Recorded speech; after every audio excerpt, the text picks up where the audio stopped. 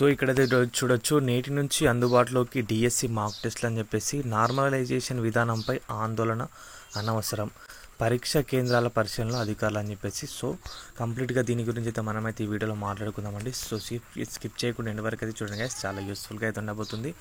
DSC మాక్ టెస్ట్లు అధికారిక వెబ్సైట్లో బుధవారం నుంచి అందుబాటులోకి తీసుకొస్తున్నట్లు DSC convener SCERT director Krishna Reddy తెలపడం అయితే జరిగింది. వీటిని అభ్యర్థులు సద్వినియోగం చేసుకోవాలని సూచించారు. తుది పరీక్ష ఏ విధంగా ఉంటుందో నమూనా పరీక్షలు రాస్తే అర్థమవుతుందన్నారు. అంటే ఫైనల్కి సంబంధించి ప్రాక్టీస్గా రాగా మీరైతే మాక్ టెస్ట్లు అయితే ఇవ్వాల్సి ఉంటుంది. మాక్ టెస్ట్ అంటే మీకు కూడా సేమ్ అది శాంపిల్ టెస్ట్ లాగైతే మీరైతే చేస్తే మీకైతే ప్రాక్టీస్ అయితే అవుతుంది.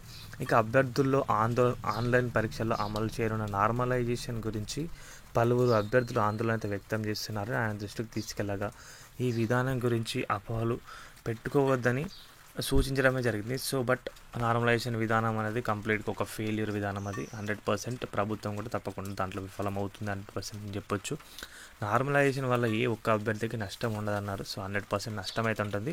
ఇప్పటి వరకు జేఈఈ, నీట్, బ్యాంక్, ఇతర ప్రవేశ పరీక్షలు, అనేక రకాల ప్రభుత్వ ఉద్యోగ పరీక్షలకు ఈ విధానం అమల్లో ఉందని ఇక్కడ ఫిర్యాదులు లేవన్నారు. సో మనం రీసెంట్గా జరిగిన టెట్ ఎగ్జామ్ గురించి చూసుకుంటే టెట్లోనే 100% ఫెయిల్యూర్ అనేది వచ్చింది.